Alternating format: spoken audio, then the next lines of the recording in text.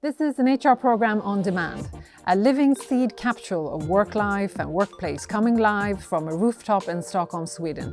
It's me, Anne-Marie and me, Katarina Berg. A vodcast, if you like, on HR, straight across the counter.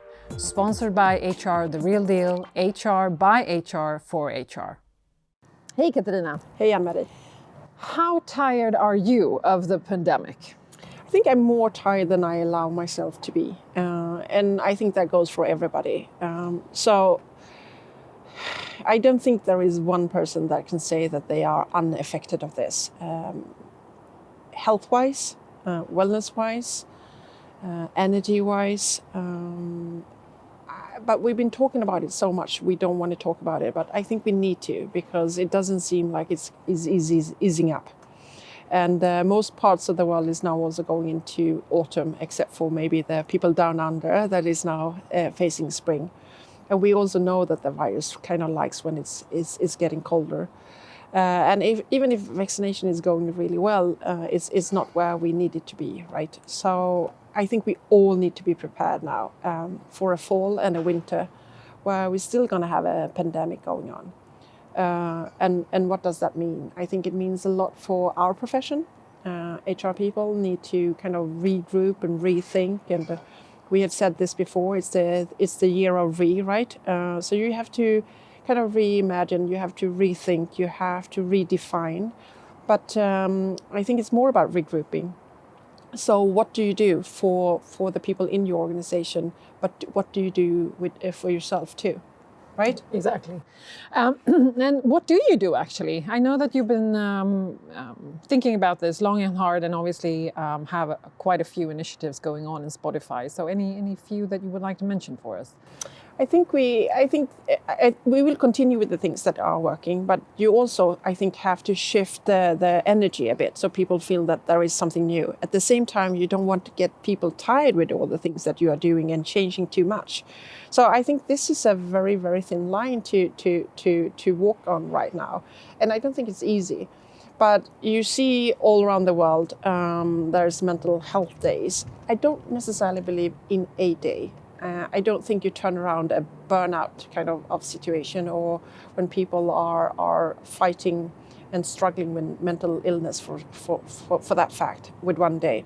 I think there is something to say about, giving a full week when it's a bit darker or a bit colder, or where you were hoping that we were back in a safer and open society again, to just have a chance to take a break, and more than one day, right?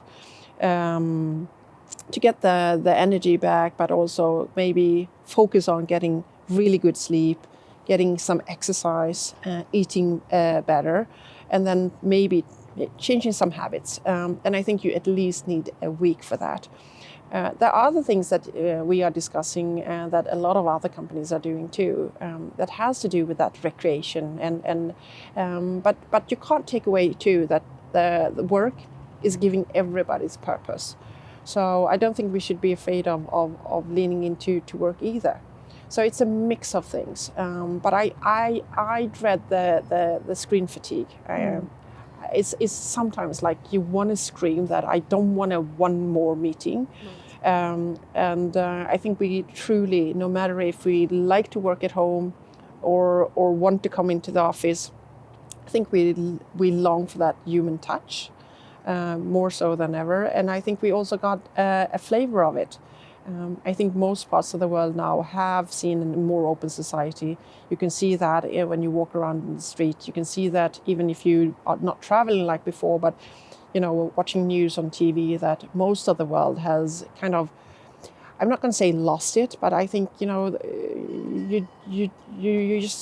can't take it anymore. You just want to be back to some sort of normal. Yeah. So I think we're going to see that. But I think the biggest thing that we need to talk about in companies and in HR is what I call the post-COVID itch, or the great resignation. We will see a lot of people,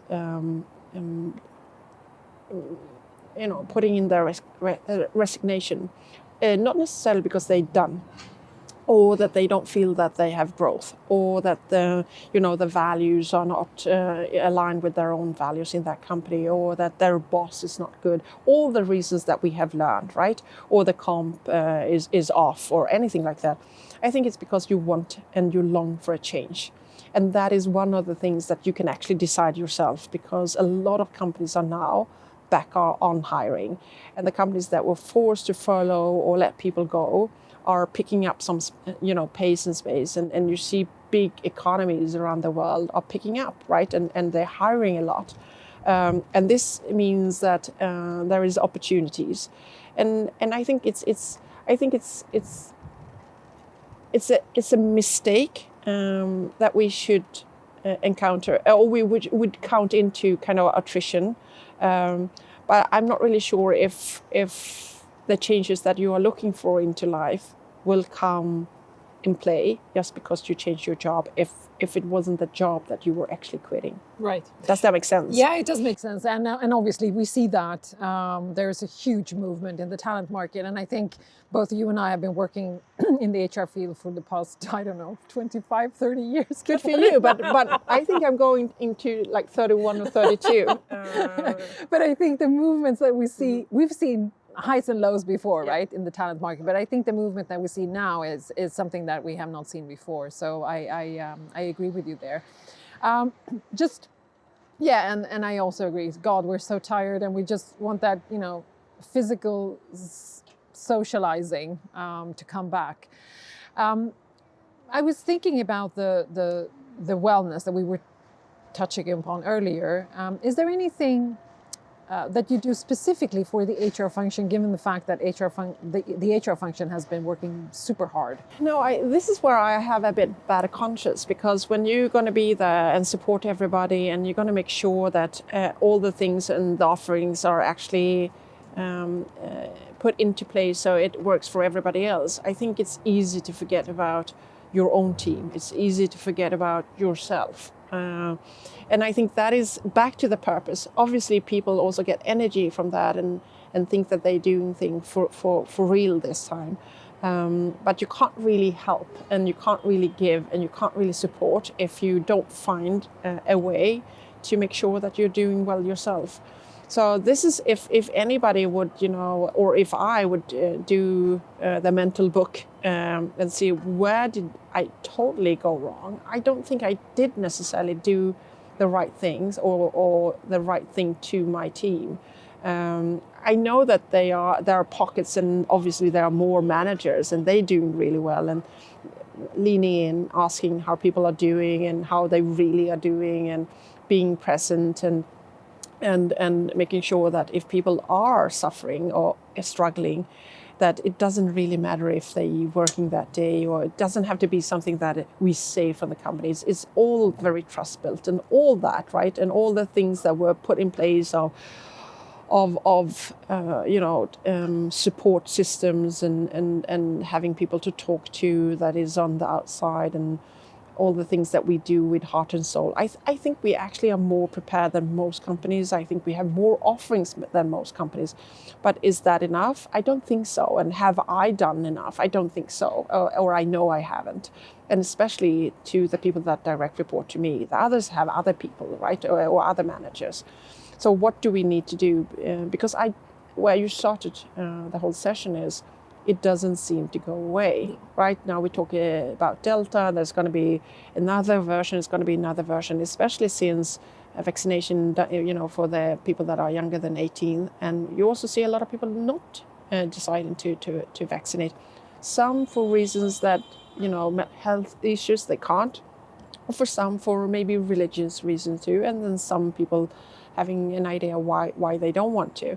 So I think this is something that we don't necessarily have to learn to live with forever and ever, but it's still going to be, I think, it's going to be, it's going to be around. It's going to be a tough fall and winter. Mm-hmm. So, but I'm blessed with, as I always say, I do have one of the greatest team around, and I have several teams that are also looking into it. And here, the PX team, the people experience team, I think they've done so tremendously well with things that sometimes will take your mind off of what work is all about. So you have that 45 minutes up to an hour, or just have a laugh, or just come together and have a fika, or do karaoke, cross-border in the company, or have relaxation time, or you do yoga, or whatever it could be. And I think they've been super creative, and they've been very consistent, and there's something for everybody, and a lot of things that is coming back. But I also think the Heart and Soul team has been very, very cool. And we're coming up now to Mental Health Day, right? And this is a time for everybody also to take more or less. You can either pick different things and reminders or lessons and do trainings or conversations that really suits you or what you're interested in. But you could also actually spend a full day of remind yourself of the things that are important. And here, what I love about our culture and also, leadership and all the ambassadors is people are very generous, and they tell their story and about both what they've been struggling with, but also what they have done to help and support, and also where they found help and support. So I think that day is important, and it's important for different reasons now when we are, second year around with COVID. Yes. It seems like you have a lot of good things going on, Katarina, and obviously it will be needed going forward. So thank you so much for sharing. And the 3 things are still valid. Yes. Yes. And should we look there? There. Okay. Stay safe, stay strong, stay active. Idemedalje. Kolla på mig. Sköt dig De är själv. på väg. Sköt dig själv, dammvippan. Kom igen nu, kör vi. Citronen har börjat dansa. Flyger. Ja, men överallt. Det gör ingenting. Flyger. Hello, Katarina. Hello, Anne-Marie. Ja, exakt. Yo, what's up? Okej, 2. Du är stel som en 53-åring. Kan du inte hänga? Ja, precis. Aj!